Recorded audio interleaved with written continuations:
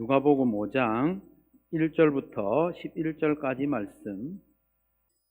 예수께서 게네사렛 호숫가에 서 계셨다. 그때에 무리가 예수께 밀려와 하나님의 말씀을 들었다. 예수께서 보시니 배 두 척이 호숫가에 되어 있고 어부들은 배에서 내려서 그물을 싣고 있었다. 예수께서 그 배 가운데 하나인 시몬의 배에 올라서 그에게 배를 무태서 조금 떼어 놓으라고 하신 다음에 배에 앉으시어 무리를 가르치셨다. 예수께서 말씀을 그치시고 시몬에게 말씀하셨다. 깊은 데로 나가 그물을 내려서 고기를 잡아라. 시몬이 대답하였다. 선생님, 우리가 밤새도록 애를 썼으나 아무것도 잡지 못했습니다. 그러나 선생님의 말씀을 따라 그물을 내리겠습니다. 그런 다음에 그대로 하니 많은 고깃대가 걸려들어서 그물이 찢어질 지경이었다. 그래서 그들은 다른 배에 있는 동료들에게 손짓하여 와서 자기들을 도와달라고 하였다. 그들이 와서 고기를 두 배에 가득히 채우니 배가 가라앉을 지경이 되었다. 시몬 베드로가 이것을 보고 예수의 무릎 앞에 엎드려서 말하였다. 주님, 나에게서 떠나주십시오. 나는 죄인입니다. 베드로 및 그와 함께 있는 모든 사람은 그들이 잡은 고기가 엄청나게 많은 것에 놀랐던 것이다. 또한 세베대의 아들들로서 시몬의 동료인 야고보와 요한도 놀랐다. 예수께서 시몬에게 말씀하셨다. 두려워하지 말아라. 이제부터 너는 사람을 낚을 것이다. 그들은 배를 무태된 뒤에 모든 것을 버려두고 예수를 따라갔다. 아멘. 성도 여러분, 응답과 순종, 순종과 응답은 다른 단어 같지만 비슷한 의미를 가진 단어죠. 응답은 우리의 요구, 우리의 기도에 하나님이 응해 주시는 게 응답이죠. 응답도 일종의 순종입니다. 우리가 막 요구하는 것에 대해서 하나님이 순종해 주신 게 응답이거든요. 그리고 순종은 하나님의 요구와 명령에 우리가 따르는 겁니다. 하나님이 말씀하시면 우리가 그대로 따르는 것, 이게 순종이고, 이것도 일종의 응답입니다. 하나님이 우리에게 하신 말씀에 대해서 응답하는 것.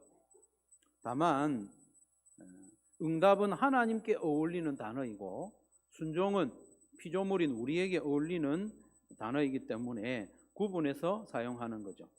그러면 여러분, 하나님이 우리의 기도에 응답해 주시는 것이 더 복된 일일까요? 아니면 우리가 하나님의 말씀에 순종하는 것이 더 복된 일일까요? 둘 다 복되죠. 둘 다 복된데 둘 중에 언제 더 멋진 역사가 이루어지겠습니까? 하나님이 우리의 기도에 응답하실 때입니까? 아니면 우리가 하나님께 순종할 때입니까? 우리가 하나님께 순종할 때 더 놀라운 역사가 일어나고 더 큰 복을 받게 되는 거죠. 물론 하나님께서 우리의 기도에 응답해 주실 때도 우리가 얼마나 기쁩니까? 감사하죠. 이런 응답을 해주셔서 감사합니다.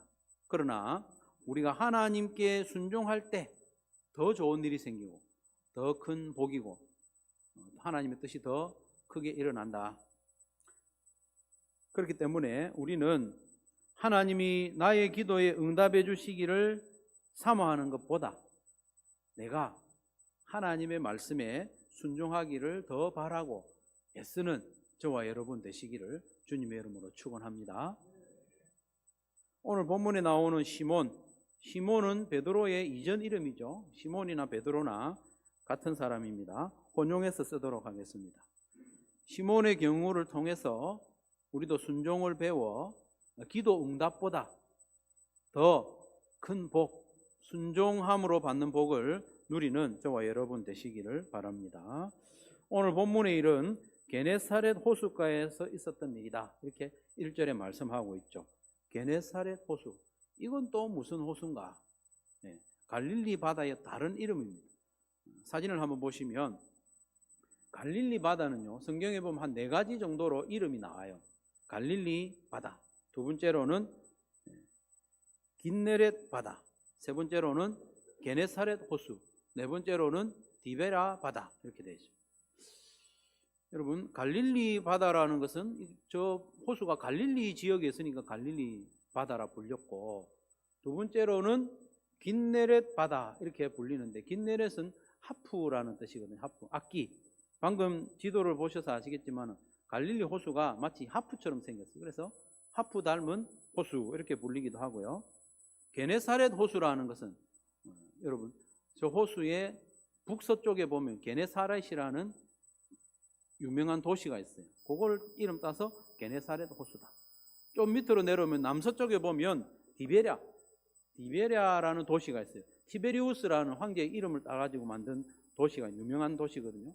그 도시 이름 따서 이 갈릴리 바다를 또 디베랴 바다라고 부르기도 합니다.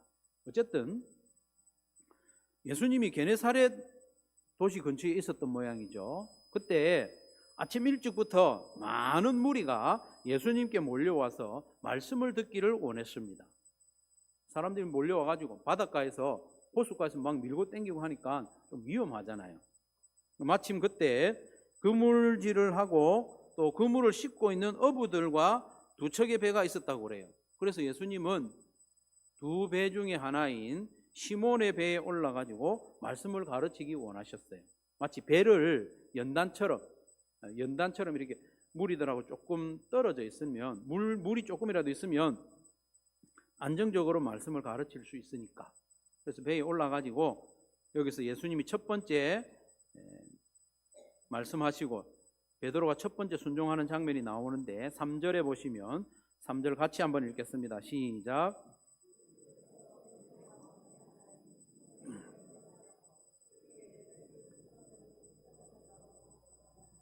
배에 앉으시어 무리를 가르치셨다. 아멘. 예수님이 시몬의 배를 예약한 것도 아니에요. 이날 좀 빌리자 예약한 것도 아니에요. 뒤에 나오는 내용을 보면 알겠지만 시몬은 지금 밤새도록 물고기를 잡으려고 그물질을 하고 피곤한 몸을 가지고 있어요. 그리고 아침에 그물을 빨리 씻어놓고 집에 가서 쉬고 싶은 마음이 가득한 상황입니다. 지난밤에는 물고기를 한 마리도 못 잡았기 때문에 평소보다 훨씬 힘들어요. 여러분 물고기 많이 잡으면 힘들겠습니까? 한 마리도 못 잡으면 힘들겠습니까? 못 잡으면 더 힘이 빠지죠. 마음도 낙심되고. 그런데 예수님이 불쑥 자기 배에 오르시더니 이렇게 말씀하시죠. 배를 밑에서 조금 떼어 놓아라. 여러분 같으면 어떻게 했겠습니까? 피곤합니다. 지금 밤새 일하고 피곤한데 왜 그러십니까? 예수님 옆에 배 하나 더 있네요. 그렇게 할 수도 있잖아요. 그런데 베드로는 상당히 다혈질이었지만 예수님의 말씀에 크게 어려운 건 아니니까 순종을 했어요. 한참 예수님이 말씀을 가르친 후에 베드로에게 두 번째로 말씀을 하셔요. 깊은 데로 나가 그물을 내려서 고기를 잡아라. 이건 첫 번째 말씀보다 조금 더 순종하기 어려운 말씀이죠. 시몬은 예수님이 말씀을 가르치시는 동안에 계속 생각한 게 뭐냐 하면, 예수님 이 설교 언제 끝날까? 빨리 마치면 집에 빨리 가서 자야지. 잘 자기 전에 조금만 간단하게 요기를 하고 쉬어야지. 그리고 오늘 밤에는 물고기를 많이 잡아야지. 그런 생각하고 있지 않았겠습니까? 그런데 예수님이 예상치 못한 말씀을 하셨어요. 깊은 데로 가서 그물을 내려 물고기를 잡으라는 거예요.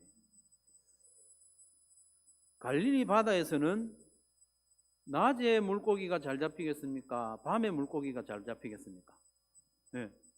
우리가 뭐 가서 탐사를 해본 건 아니지만은 이 어부들이 계속 밤에 물고기를 잡아요.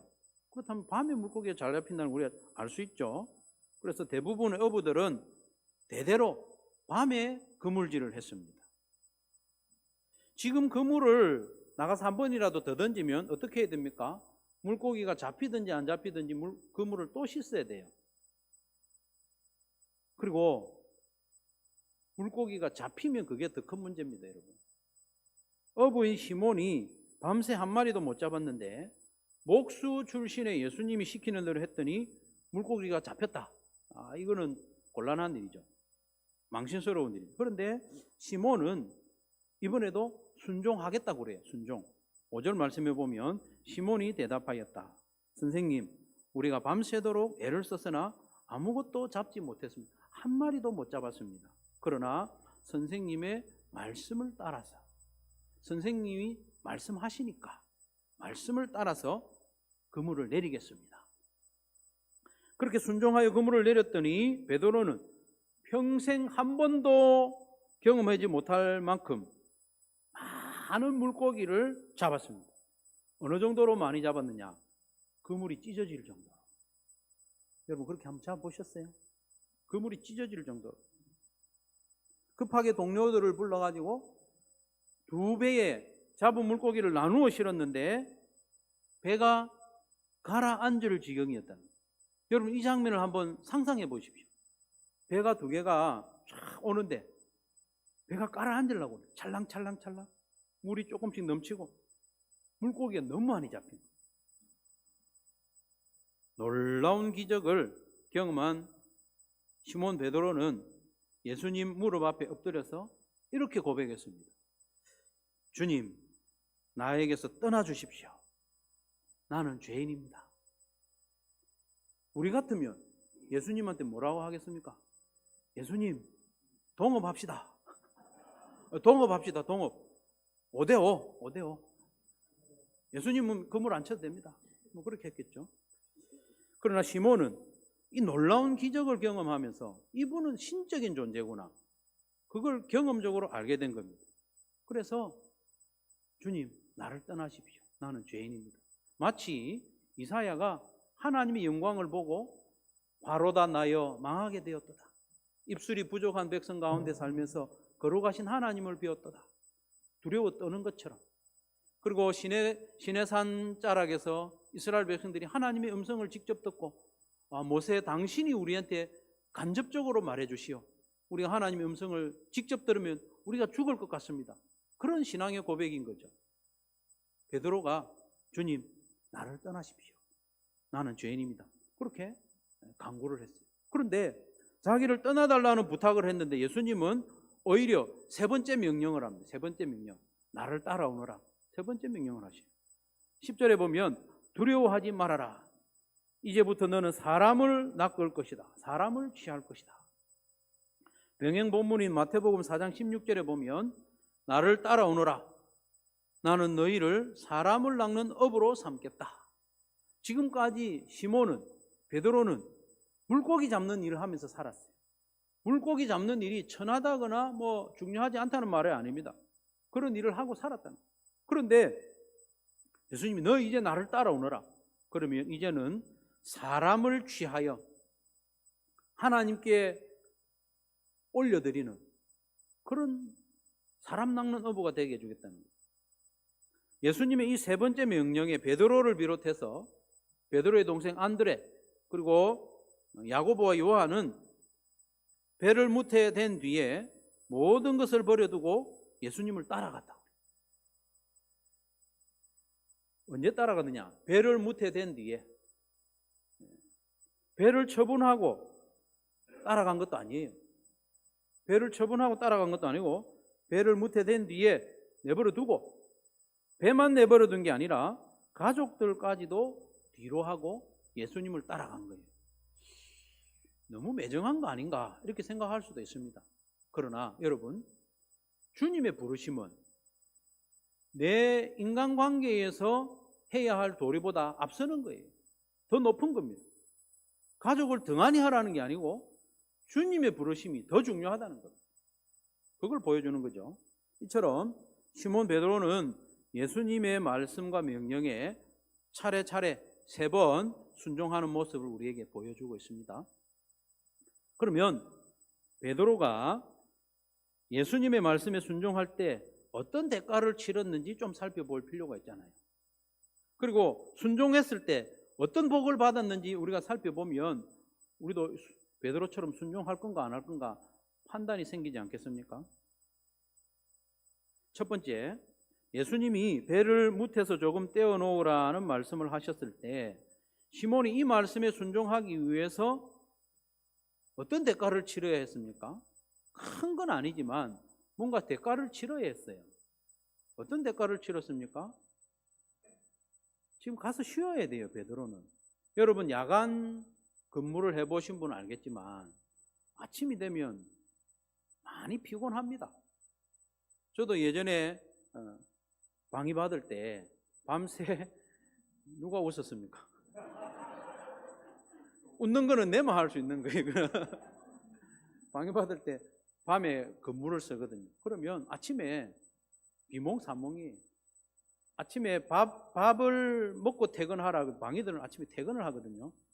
밥을 먹고 퇴근하라 해도 밥도 먹기 싫어요. 빨리 집에 가서 자고 싶어. 예. 방위가 힘이 듭니다, 여러분. 해병대만 힘든 게 아니고. 예. 베드로가 지금 그런 형편이죠. 예. 배를 무태서 조금 떼놓으라 이렇게 말씀하셨다는 것은 저처럼 한 30분, 40분 설교하고 마칠 조짐이 아니에요. 많은 무리들이 아침부터 예수님의 말씀을 들으려고 몰려왔단 말이에요. 사모하는 마음으로 몰려왔단 말이에요. 그렇기 때문에 예수님은 설교를 했다면 최소한 2시간, 3시간을 할 거예요. 그렇기 때문에 속으로 갈등되지 않았겠습니까? 내가 이 예수님의 말씀에 순종하면 오전에 쉬는 것은 끝났다. 오전에 못 쉰다. 몸이 피곤하다. 그걸 알고 있습니다. 그러나 베드로는 갈등했지만 순종했습니다. 오전에 휴식을 포기하고 피곤하지만 내가 손해볼 것이 뻔하지만 순종을 했습니다. 그 순종으로 인해서 베드로가 얻은 유익은 뭡니까? 배 빌려준 렌트비를 받았습니까? 그런 건 아니죠. 이 예수님의 말씀, 첫 번째 말씀에 순종했을 때 첫 번째 말씀에 대한 예수님이 주신 복이 뭐냐? 예수님이 말씀하실 때 베드로는 어디 있었을까요? 배에 같이 있었잖아요. 배에. 가장 가까운 곳에서 예수님이 하시는 말씀을 일렬에서 직관하는 거예요. 여러분 일렬에서 직관하는 거 아시죠? 그런 영광을 누리게 된 거예요.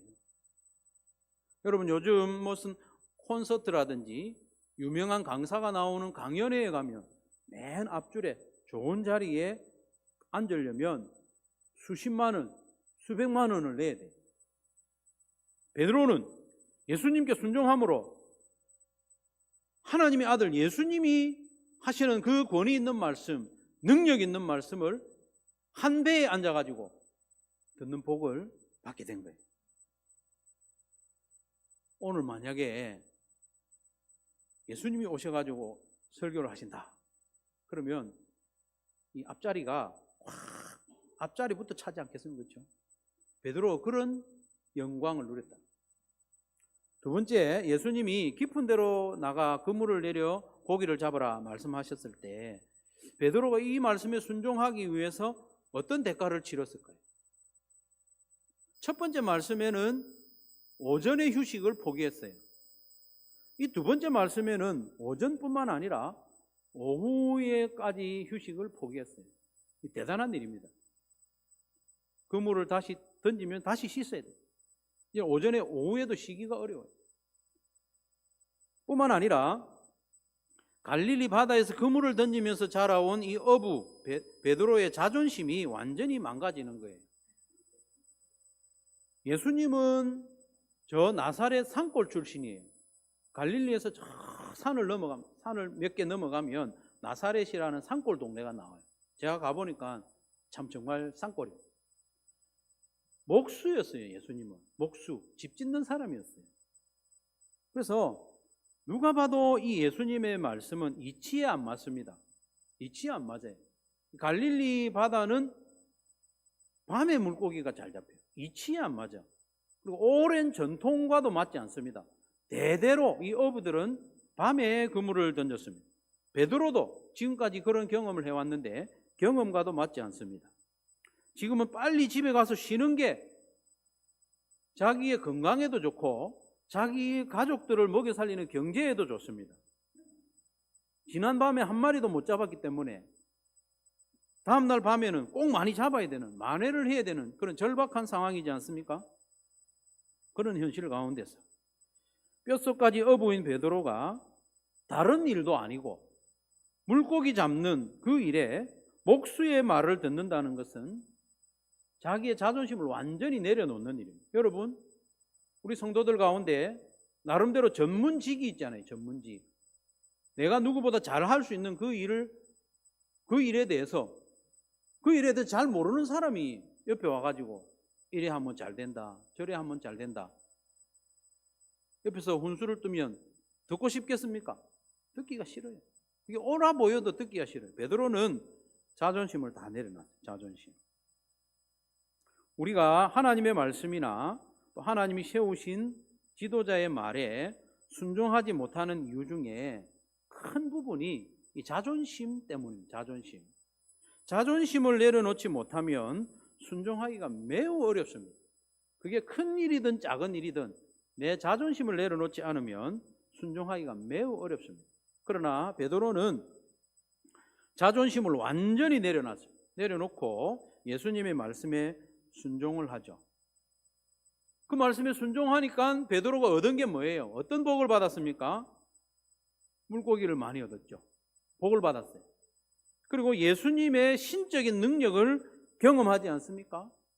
그물이 찢어질 정도로 많은 물고기가 잡혔습니다. 2배에 나누어 실었는데도 배가 가라앉을 지경이 되었습니다.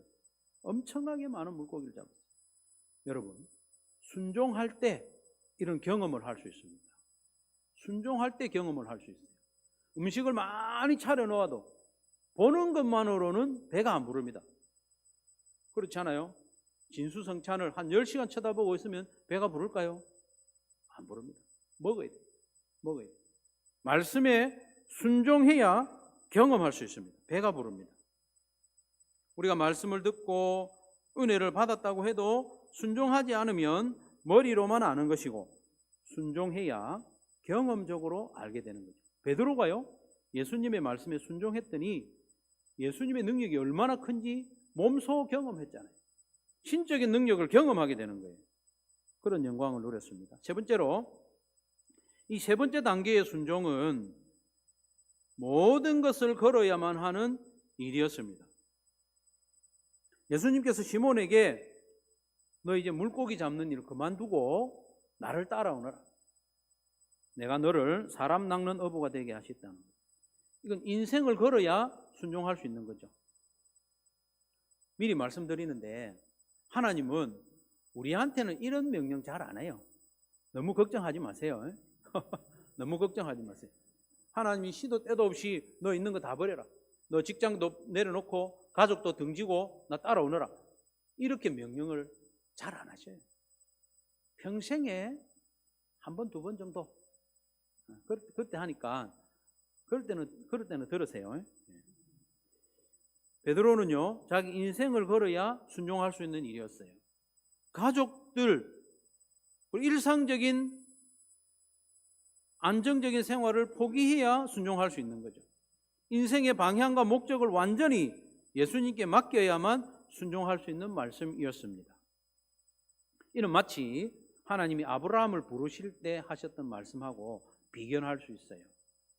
창세기 12장 1절 2절에 보면 주님께서 아브라함에게 말씀하셨다.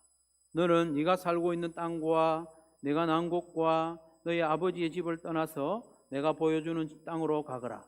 내가 너로 큰 민족이 되게 하고 너에게 복을 주어서 네가 크게 이름을 떨치게 하겠다. 너는 복의 근원이 될 것이다. 이렇게 말씀하십니다. 거의 비슷한 말씀이죠. 여러분, 아브라함 때나 베드로 때는요, 이렇게 함부로 자기가 사는 곳을 떠날 수가 없어요. 요즘은 직장을 옮기는 것이 흔한 일이죠. 고향을 떠나 다른 지역으로 이사 가는 것도 종종 있는 일입니다. 그러나 베드로 때에는 그렇지 않습니다. 베드로 때는요, 아버지가 하던 일을 그대로 해요. 거의 그래요. 베드로 아버지의 직업이 뭐겠습니까? 어부. 예수님의 아버지 요셉의 직업은 뭡니까? 목수. 그러니까 예수님도 목수 일하죠. 대부분 자기 아버지가 하던 일을 물려받아서 태어난 곳에서 그 일을 하다가 죽는 것이 이때의 인생들이었습니다. 오죽하면 갈릴리 호수를 바다라고 불렀겠습니까? 이 갈릴리 호수 주변에 사는 사람들은요, 이게 바다인 줄 알아요. 왜? 진짜 바다를 못 봤거든. 산 몇 개 넘어서 서쪽으로 가면 대해라고 불리는 지중해가 있어요. 그게 진짜 바다지. 그걸 본 적이 없으니까 호수를 바다라고 부르면서 사는 거예요. 이런 상황이었지만 시몬과 안드레, 야고보, 요한은 예수님이 말씀하실 때 모든 것을 내려놓고 그들은 배를 무태된 뒤에 모든 것을 버려두고 예수를 따라갔다. 순종했다는 거예요. 그들은 아쉬운 대로 찢어질 만큼 많이 잡힌 물고기를 공판장에 내다가 팔고 팔은 그 값을 가족들의 손에 쥐어주고 따라온 것도 아니에요. 재산 1호인 배를 좋은 가격에 팔아서 가족들의 생활비로 보태주고 따라간 것도 아니에요. 배를 무태된 뒤에 곧바로 모든 것을 버려두고 예수님을 따라갔다. 아내도 부모도 가족도 뒤로 하고 예수님을 따라갔다. 큰 대가를 치른 거잖아요. 그랬더니 베드로와 이 제자들은 어떤 복을 받았습니까? 예수님의 제자가 된 거예요. 예수님의 제자. 사도가 되었습니다. 사도는 보냄을 받은 자죠. 사도는 보냄을 받은 자죠. 시시한 심부름 보낸 게 아니고 사도는 예수님이 하던 일을 하도록 보냄받은 거예요. 예수님이 하던 일, 그 일을 이제 너희들이 해라. 얼마나 영광스럽습니까? 그런 영광을 얻은 거죠. 그리고 예수님이 승천하신 이후에 예루살렘에서 베드로가 한번 설교를 했더니 3,000명이 예수님을 믿고 돌아온 거예요. 이건 마치 오늘 본문에서처럼 그물을 던졌더니 그물이 찢어질 정도로 많은 물고기가 잡힌 것 같은 그런 비유잖아요. 설교했더니 엄청나게 많은 사람들이 예수님 믿고 돌아오는 그런 역사를 경험하게 되는 거예요. 예수님의 사도, 예수님의 동역자가 되는 복이 어디서 왔느냐? 모든 것을 버려두고 예수님을 따라간 순종으로부터 왔다는 거예요. 그래서 요한계시록 21장 14절 말씀에 보면 하나님 나라의 새 예루살렘의 성곽에 제자들의 이름이 기록되어 있어요. 21장 14절 그 이 도성은 새 예루살렘이죠. 새 예루살렘의 도성의 성벽에는 주춧돌이 12개가 있고 그 위에는 어린 양의 12사도의 12이름이 적혀 있었습니다. 새 예루살렘의 12문에는 구약 성경에 나오는 12지파의 이름이 적혀 있고 성벽의 주춧돌에는 각 주춧돌마다 예수님의 제자, 사도들의 이름이 새겨져 있는 거예요. 얼마나 영광스럽습니까? 베드로가 예수님의 말씀에 순종하지 않았다면 평생 물고기 잡다가 죽고 끝이. 예수님의 말씀에 모든 것을 버려두고 순종했더니 영원히 이 새 예루살렘의 성벽 주춧돌에 베드로 이름이 기록되는 영광을 얻게 된 거죠. 이렇듯 성도의 순종은 손해가 아니라 유익입니다. 복이죠. 한번 따라하겠습니다. 순종은 수지 맞는 일입니다. 순종은 수지 맞는 일이에요. 안 그런 것 같은데, 안 그런 것 같은데. 내가 이 순종하면 여러 가지로 손해가 많은데, 시간도 뺏기고, 건강도 뺏기고, 내 자존심도 뺏기고, 내 생활의 건강도 흔들리고, 이거 안 좋은 것 같은데. 그렇다면 순종해보죠. 순종해보면 그걸 경험하게 됩니다. 순종은 비참함이 아니라 영광입니다. 성도의 순종은 하나님의 능력과 하나님의 역사를 내 몸소 경험해 볼 수 있는 기회입니다. 몸소 경험해 볼. 귀로만 듣는 게 아니고 몸으로 경험해 볼 수 있는 기회가 뭐냐? 순종입니다. 순종. 성도의 순종은 하나님의 구원 역사의 동력자가 되는 기회입니다. 동력자가 되는 기회. 얼마나 좋습니까? 예수님이 나의 동력자가 돼요. 내가 하나님의 동력자가 되는 것이 순종을 통해서 할 수 있습니다. 그러면 순종하는 사람이 되려면 어떻게 해야 할까요? 베드로처럼 순종함으로 복과 영광을 어떻게 하면 누릴 수 있을까요?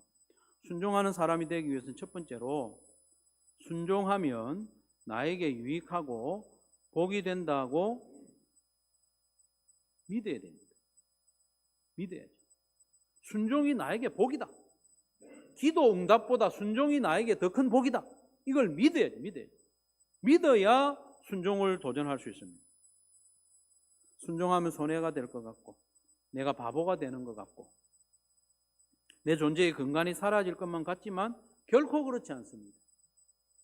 왜냐하면 살아계신 하나님 아버지께서 그렇게 되도록 결코 내버려 두지 않기 때문에, 우리 하나님 아버지께서 우리가 순종하는데 망하도록 내버려 두시겠습니까?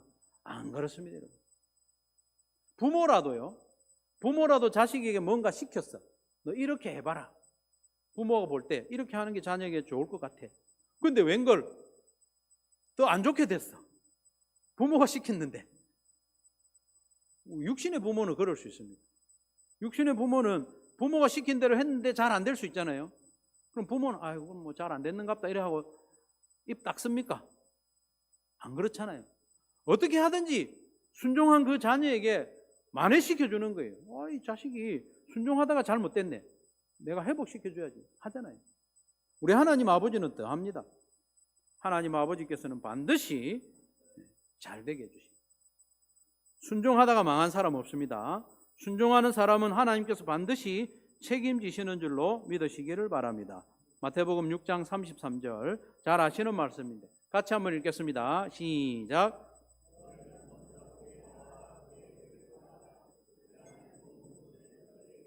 아멘. 이건 예수님이 하신 말씀입니다. 예수님이 하신 말씀. 너희는 먼저 그의 나라와 그의 의를 구하라. 먼저 하나님께 순종해봐라. 그러면 모든 것, 너희에게 필요한 거 다 책임질게. 천재는 없어져도 예수님의 약속은 반드시 이루어질 줄로 믿습니다.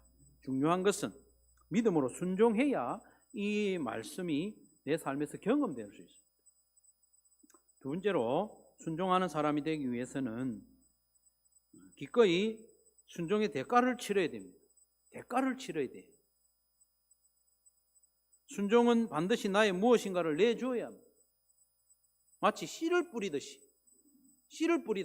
나무를 심듯이 내줘야 됩니다. 시간을 내야 되고 컨디션이 좋지 않아도 대가를 치러야 되고 내 자존심을 내려놓고 그렇게 해야 되는 거죠. 여러분 자존심 이게 참 중요하죠. 중요한데 요게 순종하는데 큰 걸림돌입니다. 우리에게. 순종하다라는 말이 헬라어로 휘파코라는 단어거든요. 휘파코. 이 두 단어가 합쳐진 건데 휘포 이 전치사입니다. 뭐뭐 아래에, 뭐뭐 아래에, 뭐뭐 아래에서 아쿠오 듣는다. 근데 아래에서 듣는다. 수구려서 듣는다. 그 말이죠. 이게 순종한다는 말의 뜻입니다.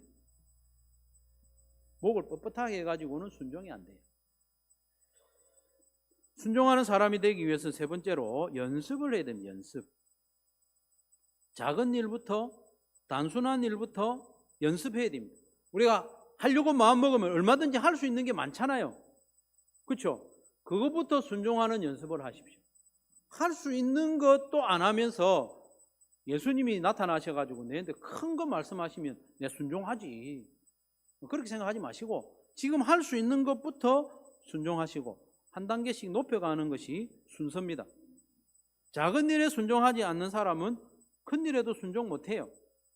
예수님이 하신 말씀이 있잖아요. 누가복음 16장 10절에 지극히 작은 일에 충성한 사람은 충실한 사람은 큰 일에도 충실하고 지극히 작은 일에 불의한 사람은 큰 일에도 불의하다.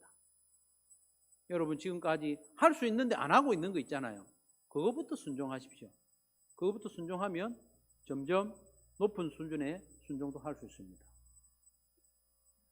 작은 일, 또 낮은 수준의 순종을 건너뛰고 하는 것은 없어요. 유치한 수준을 통과해야 능숙한 단계에 가는 거예요. 꼭 기억하시고. 순종하는 사람이 되기 위해서 네 번째로 순종한 이후에 결과를 확인하는 습관을 들여야 돼요. 결과를 확인해야 돼요. 순종한 이후에 그 결과가 정말 나에게 나쁘게 됐는가, 안 그러면 좋게 됐는가 확인해 보십시오. 확인. 제가 누가복음 5장 말씀에 근거해서 하는 설교, 순종은 우리에게 복이라고 했죠. 순종하는 것이 기도 응답보다 더 큰 복이라고 했죠. 그럼 여러분 순종해 보시고 순종한 이후에 말씀대로 됐는지 확인해 보십시오. 확인해 보고 진짜 정말 끝까지 나한테 손해다, 정말 끝까지 내 자존심만 상하고 끝났다, 그러면 순종 안 해도 돼요. 확인해 보십시오. 확인해 보면 내가 대가를 치른 것보다 훨씬 더 큰 복으로 갚아주는 것을 확인할 수 있습니다. 내가 자존심 내려놓고 순종했더니 자존심 상한 것으로 끝나는 게 아니고 내가 영광을 누리게 됩니다. 예수님을 닮아가고 성숙하는 기쁨을 맛보게 되는 거예요. 그걸 경험하게 되는 거예요. 나의 순종을 통하여 하나님의 뜻이 이루어지는 것을 경험하셔야 됩니다. 나의 순종을 통하여 교회가 평안하고 든든히 서가는 것을 경험해 보시기 바랍니다. 그걸 확인하십시오. 무엇보다도 순종을 통하여 내가 예수님을 점점 닮아가는 것을 확인하시기 바랍니다. 우리가 어떻게 예수님 닮아가겠습니까? 순종함으로 닮아갑니다. 순종 안 하는 사람은 예수님 못 닮아요. 그게 성경의 가르침입니다. 그래서 순종하고, 힘들지만 순종해보고 내가 예수님을 조금 덜 닮은 것을 확인하십시오. 순종이 정말 기도 응답보다 더 큰 복임을 그때그때 확인하게 되면 앞으로 순종하는 것이 훨씬 더 쉬워지지 않겠습니까? 사랑하는 성도 여러분, 하나님은 우리의 기도에 응답하심으로 복을 주시기도 하지만은 더 큰 복은 우리가 하나님께 순종할 때 주십니다. 하나님은 우리에게 복을 주시고 또 영광을 주시고 은혜와 변화와 기쁨을 주시고 하나님을 경험적으로 알게 하시고 예수님을 닮아가는 복을 주시는데 우리가 순종할 때 그 복을 받아 누리게 하시는 거예요. 그러니까 순종의 연습을 부지런히 하는 저와 여러분 되시기를 주님의 이름으로 축원합니다.